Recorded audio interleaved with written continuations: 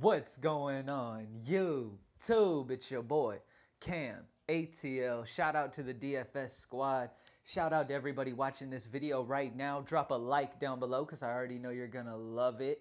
Subscribe to the channel if you haven't already. My deal is still on the table. If you guys can get to 1,000 likes, I will give away $100 to 2 commenters down in the comment section. So spam up that like button with your account, your grandma's account, your neighbor's account. I don't care if you got to break into your neighbor's house and use their computer to get on their YouTube and like the video. Do what you got to do. Let's get those 1,000 likes so I can give some money away. I will be announcing a big giveaway here soon. We are very close to 4,000 subscribers. So hit that subscribe button down below. Let's get straight into this Week 7 NFL Draftkings video. I'm about to go through each position and give you guys my favorite plays at each position. Starting off at quarterback, guys, we have Drew Brees at the top of the list going against Green Bay. Here's the issue here. Drew Brees is going against a Green Bay team who just lost Aaron Rodgers. Okay, Hundley will be starting for them. Hundley is a good running quarterback, so he might be a decent play in GPP, but the problem is in this matchup, you kind of wish Aaron Rodgers was in so this game could stay real competitive and tight. Okay? I'm not too interested in playing Drew Brees against a Hundley ran Green Bay team. All right, so I will be going this guy right under him. Dak Prescott going against San Francisco. Great matchup against San Fran, man. They have been giving up a lot to quarterbacks the last 4 weeks. 23 to Jared Goff, 20 to Carson Palmer, 21 to Brissett, and 31 to Kirk Cousins, man. That's a lot of points. Dak Prescott is going to do his thing, man. San Francisco's been giving up over 270 passing yards a game to quarterback and over a passing touchdown, almost 2 passing touchdowns a game to quarterbacks. So I love Dak Prescott here. By the way, Ezekiel Elliott will not be doing his suspension. He will be playing Week 7. He's also a good play. So I like this whole Dallas offense. I like Dak and Dez Bryant and Ezekiel Elliott. All right. Next up, we got Cam Newton going against Chicago. I don't know how to feel about this, man. Cam has been hot lately. 37, 29, and 23 the last 3 weeks. Chicago held Sam Bradford to only 1, but he left the game early. And Joe Flacco to 7 the last 2 weeks. Joe Flacco has not looked good at all this year. I think Cam Newton ends up being solid at 7,000. He's a decent little cash play. All right. Russell Wilson going against the New York Giants. Here's the thing. The New York has lost everybody. They've lost everything. Okay? I'm not too interested in playing a quarterback facing a team that has lost everything. Okay? They're going to struggle. All right? I'm not too interested in Russell Wilson. A guy that I'm really interested in, Mariota against Cleveland, is going to be a solid play at 69. Especially if Cleveland can get that quarterback situation ironed out. If Hogan can start playing better or Kaiser can come back and play better and put some pressure on Tennessee and actually score and keep the game close. I like Mariota. DeMarco Murray is dealing with a little bit of an injury. So look out for Derrick Henry, who exploded. All right. I like Derrick Henry a lot in this matchup, especially if DeMarco misses. You got Aaron Rodgers out for the season, man. Prayers out to Aaron Rodgers. Broke his collarbone. That is horrible. I wish he was in because I would love to start him against New Orleans, but it is what it is. Carson Palmer going against the Rams. I'm not too interested in that either, especially with Adrian Peterson coming in and looking very, very good. I do have interest in Adrian Peterson. He looked great. Okay, I'm not just going off his points he scored. Like, just watching him run, he looked great. Like, he had something to prove. You know what I'm saying? So I like more of a Peterson route here. I'm not going too much the pass game against the Rams. All right.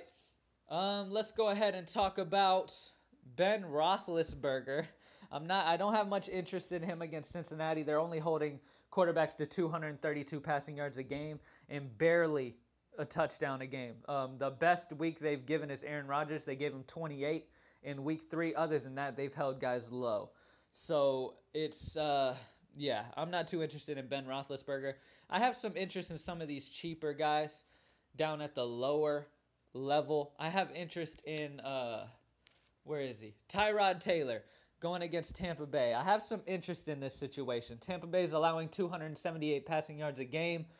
Tyrod has played very well at home. He's been a solid player at home. He's a good option. He's only 5,100.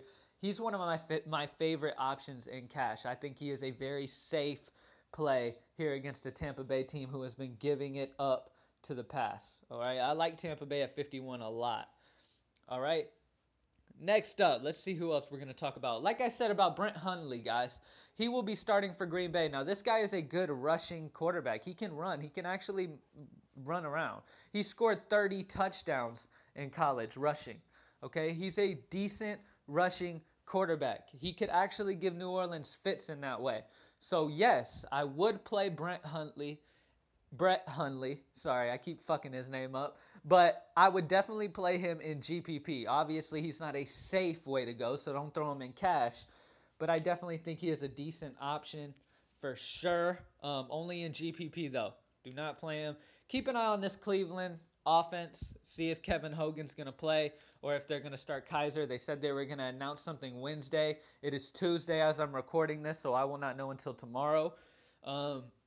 Honestly, if I had to guess, I would probably say they try to turn back to Kaiser, seeing they took a draft pick on him. They're wanting him to get better. They're probably going to just put him out there. Why not? Kaiser will probably be the start. I just don't know how I feel about this Cleveland passing game. I really don't. I mean, if Kaiser's starting, I do like Duke Johnson in this situation. I will stick to my guns on Duke Johnson. I think he is very, very legit, and if they throw the kid the ball a good amount of times, he is always going to have a solid output. He is a great pass catching back, and especially on DraftKings, he can rack up the points if he gets his catches like he needs. All right, let's see who else I'm even interested in. Oh man, Hoyer got benched and ruined me and my uncle's free lineup. We took our first loss of the season with that free lineup we give you guys in the free fantasy locker room. Hoyer got benched, which was horrible. I understand a lot of people were like, oh, I can't believe I took the risk on Hoyer. Listen, before the slate started and you knew he was, and you saw that he got benched, looking at that matchup, you would be stupid not to assume that Hoyer is a great value at that price. All right, let's be real. This is DFS, shit happens, but don't try to act like you knew. You know what I'm saying?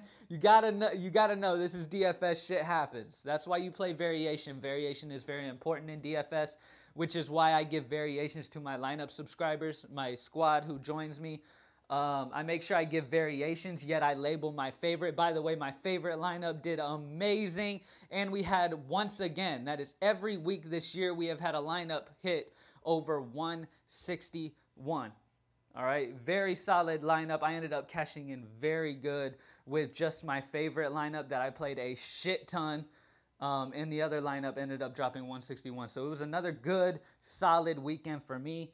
The other lineups dealt with some injuries. You know how that is. That's why you play variation. That's what I'm trying to just push on you guys and make you understand that variation is very, very important. If you ever have a DFS provider claim that he wins a lot by just playing one lineup, he's bullshitting, okay?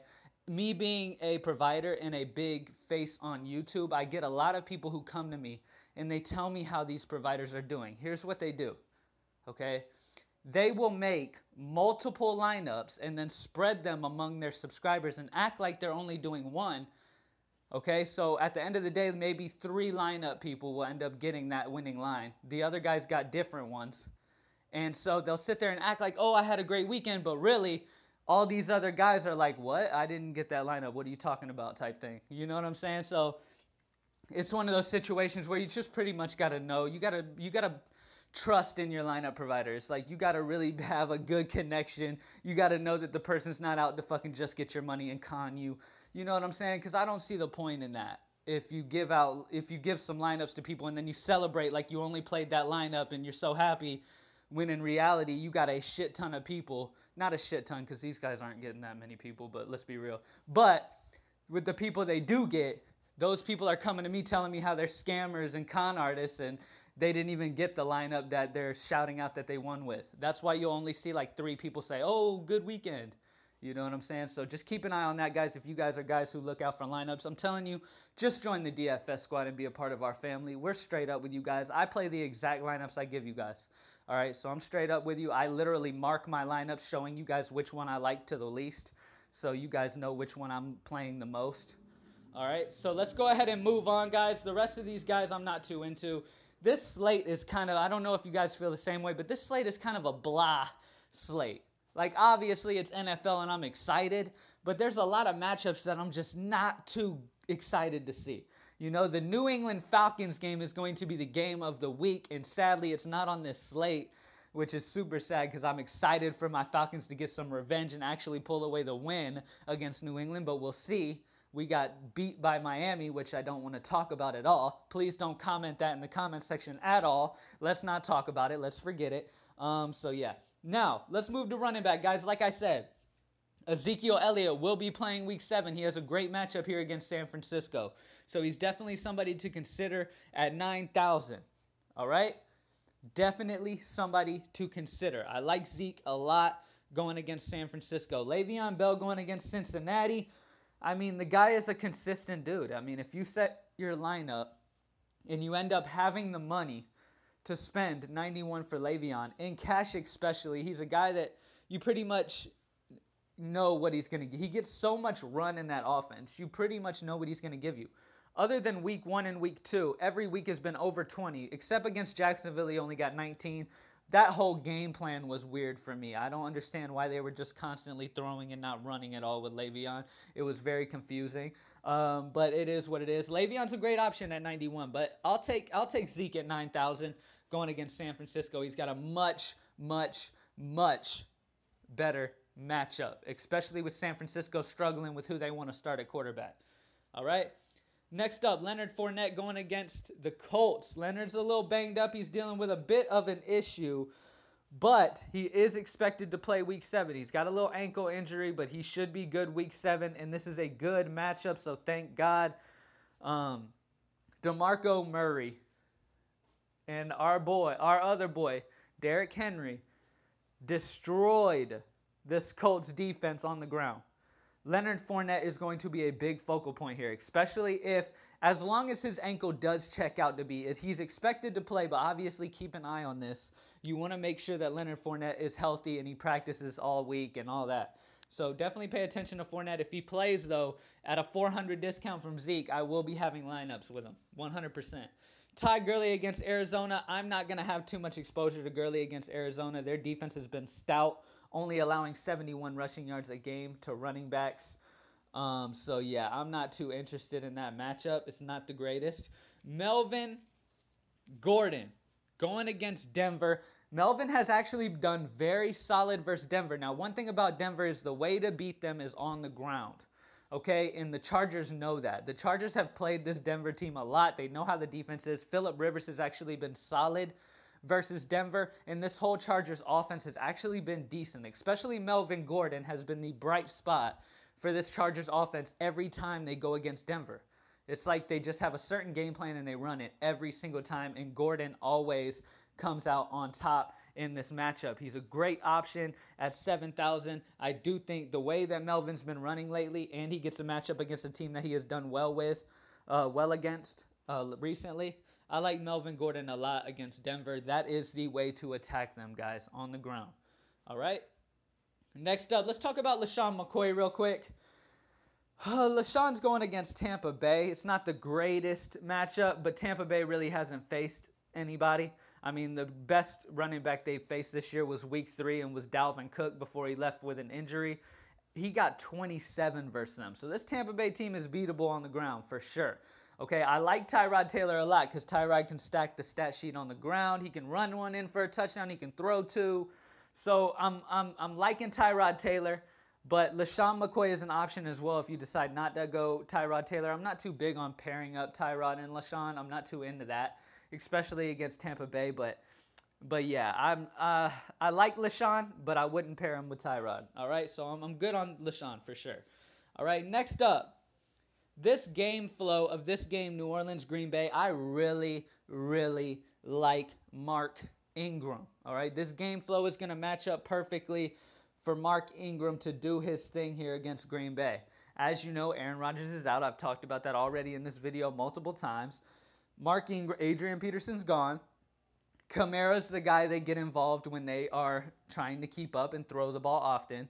going against Green Bay, they won't have to do that. Not with Hundley at quarterback, okay? So Mark Ingram, this is the game flow for Mark Ingram to shine.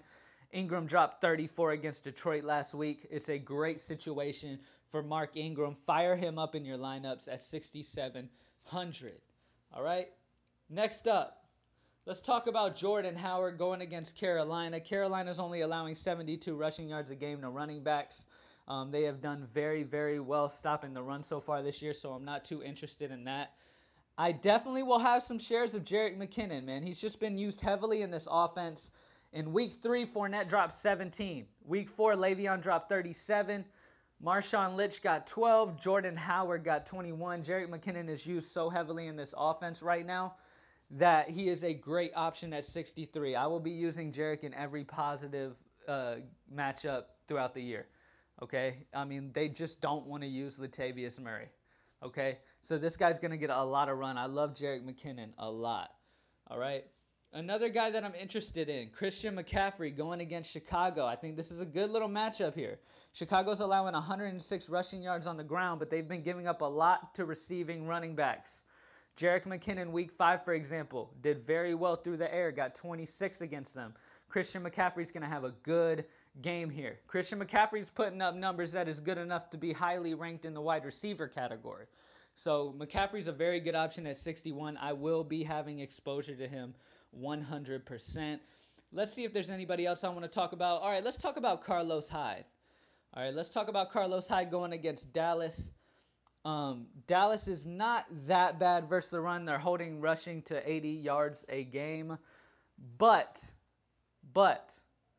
Hyde is a good situation here, okay? He is a good situation because they're not sure what they want to do with that passing game. I understand, like, Hyde's going to get some through the air as well. That's the thing. Like, if they're throwing to keep up, if San Francisco's throwing to keep up with Dak and company, Hyde is going to get involved in that. He's a solid pass-catching back as well. Hyde's a guy who's just going to get involved, man. I mean, Dallas gave up week 4, 37 to Gurley. Week 2, 33 to C.J. Anderson. The rest of the guys aren't good enough to even mention. Carlos Hyde is a solid little option at 59, guys. He's a huge money saver. All right? Another guy I want to talk about real quick, he's right above him, Doug Martin going against Buffalo. Since Doug has came back, he got 15 against New England, 15 against Arizona. Arizona is a very good run D. All right? Buffalo has been very, very, very solid against the run this year as well. All right? They've been holding guys to low amounts. I mean, their best guy who has gone against them is Devontae Freeman, week 4, got 15. Other than that, the rest of the guys are under 10 Draftkings points in those games. All right? But Doug has been getting, I mean, Doug's the guy there, guys. All right? And he's been rushing solid, so he's a good little option as well. Adrian Peterson, guys.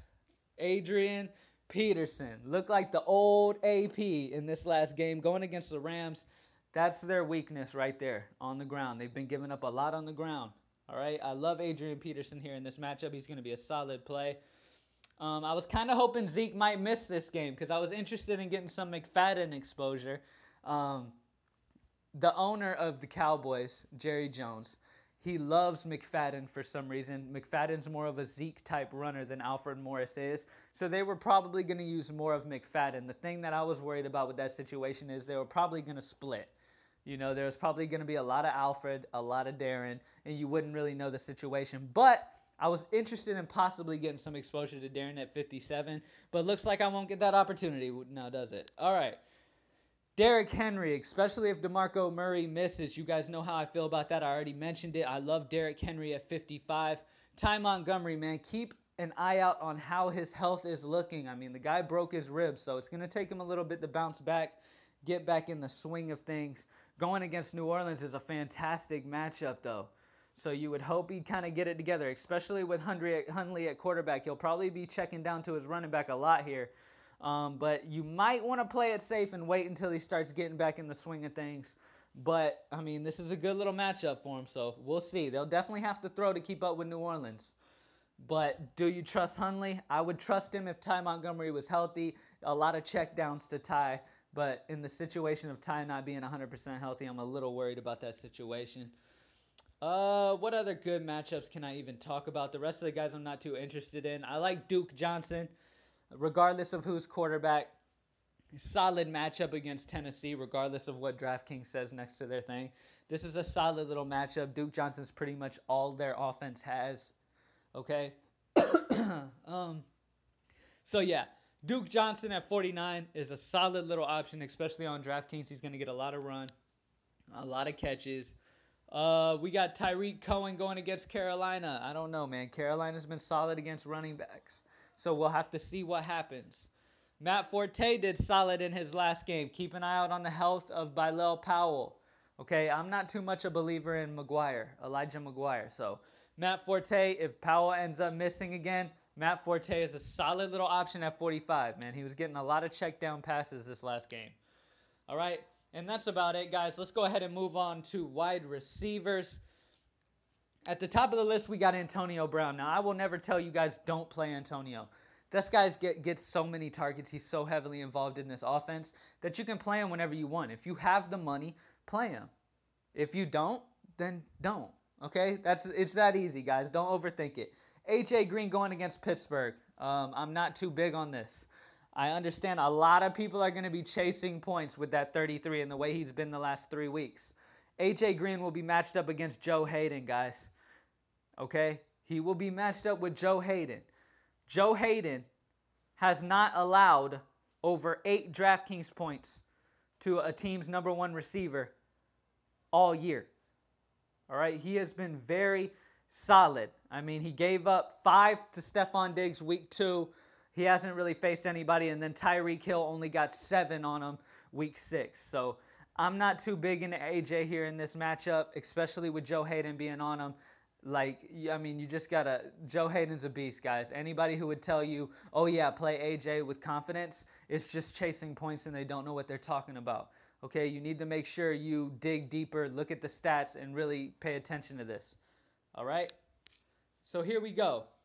Next up, we've got Jordy. I'm going to talk about guys in order that I like. Jordy Nelson going against New Orleans.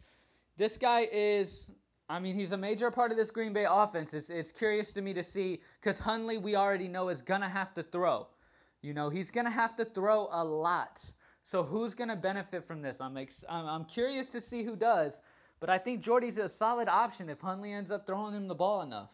So we'll have to see, man. Like I said, this slate's got a lot of question marks, a lot of things that we'll have to, I mean, by the end of the week when me and my uncle put our lineup build podcast out, you guys are going to kind of see more. We're going to talk to you guys a little more about things that we have discovered throughout the week and what we'll be leaning towards more. All right. Larry Fitzgerald going against the Rams. No, thank you. Not too interested. I really like Mike Evans against Buffalo here. Buffalo just gave up 33 to A.J. Green. I think Mike Evans explodes here. Mike Evans is a solid option. He just dropped 18 DraftKings points against Patrick Peterson. He won't face anybody near that caliber on Buffalo. All right, so Mike Evans is a solid option here. Michael Thomas, before New Orleans runs up the score and uses a lot of Mark Ingram, Michael Thomas should do very well against this Green Bay secondary. Okay, they're in for a long day against Michael Thomas. They have nobody who can slow him at all. Okay, next up, let's go ahead and talk about, I'll mention real quickly, Kelvin Benjamin going against Chicago. It's a solid little matchup, guys. I mean, I told you I love Christian McCaffrey in this. I like the pass game. I like Cam. I like Kelvin. I like Christian McCaffrey. I like the situation here. Question is, can Chicago keep up? Can Chicago handle that Carolina defense? Okay, that is the question to think about. All right, because if Chicago's not putting points on the board, why would Carolina just sit there and throw the ball as much as we would want them to? So, I mean, game flow-wise, I would expect Carolina to win this fairly easily. But I think McCaffrey and Kelvin will do good enough in cash. I like those guys in cash. They have good little floors. All right, Jarvis Landry going against the Jets, especially if Devontae Parker misses. Jarvis Landry will always be nearly a must-play as long as Devontae Parker is out, guys. All right, as long as Parker is out and not playing, Jarvis is a near must-play. He's going to get so many targets that even if he catches half of them, it's going to be a great day. Okay, so I love Jarvis Landry at 6,800. I really, really do. Think about some other guys that I want to talk about. Obviously, I'm not into that Colts offense against Jacksonville. I love that Jacksonville defense. especially their secondary. Devontae Adams, like I said, is something to keep an eye on. How Hundley divides this ball up. Obviously, he wasn't looking too much at Randall Cobb. Randall had a bust game, so we'll have to see how everything turns out. But you would think with the amount this guy's going to have to throw, you're going to have a lot of Devontae Adams and a lot of Jordy Nelson. All right? Pierre Garçon, depending on what they do here, I'll be honest with you. I think Hoyer's better than the guy they brought in. I don't care how the guy played.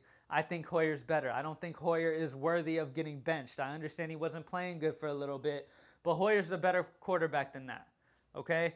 I like Hoyer more if he's playing, and I like Pierre Garçon a lot in this matchup. So I kind of hope that Hoyer starts because I kind of like the upside of Pierre a little more with Hoyer at quarterback. That might sound crazy because the other guy came in and looked solid, but I'm more interested in Hoyer being the quarterback. But it is what it is. Regardless of who's quarterback, I'm okay with Pierre Garçon. This is a great matchup. Pay attention to Demaryius Thomas. He's a little banged up. If he happens to miss, Emmanuel Sanders is a great play. Sterling Shepard's banged up along with the rest of the whole Giants team and the fan base. They're all just injured right now and hurting. Rashard Matthews for Tennessee against Cleveland's a solid play. I like him. Let's go ahead and talk about some other guys. Cooper Kupp.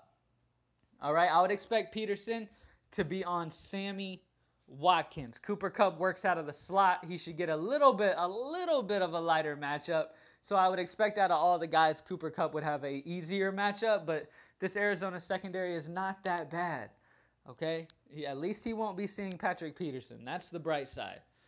All right, who else am I interested at all? Honestly, a lot of these guys just don't do it for me. Ted Ginn against Green Bay. I could see him catching a bomb at least.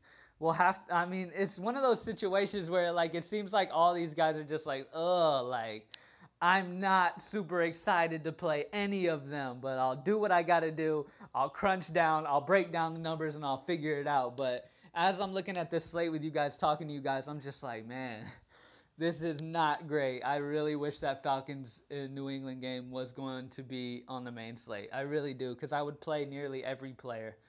All right. Keep an eye on Allen Hurns at 41 going against the Colts. That's a solid matchup.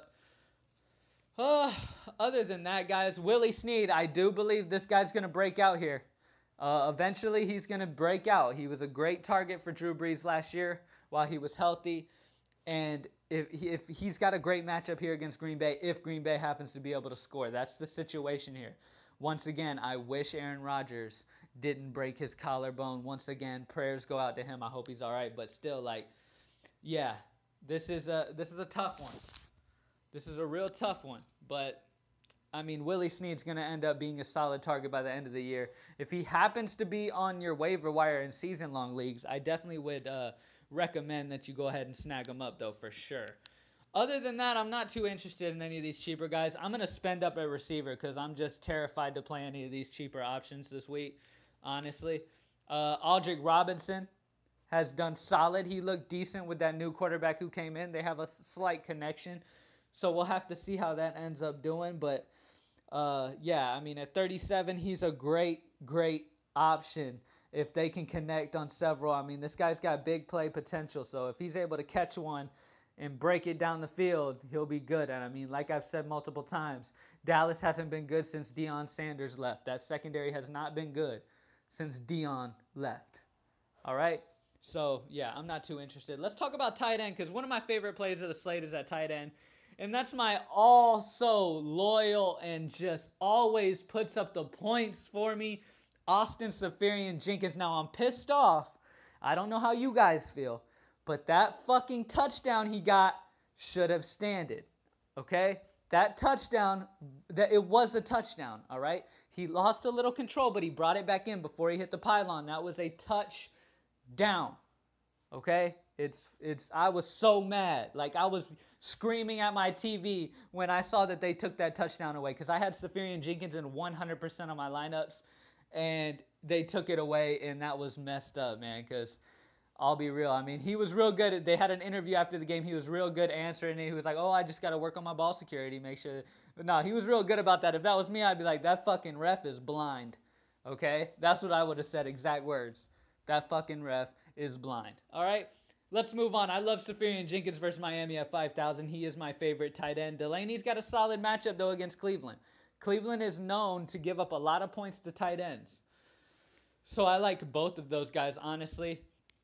A guy to really keep an eye on, Evan Ingram, man, in this situation. Seattle gives up a lot across the middle of the field, okay?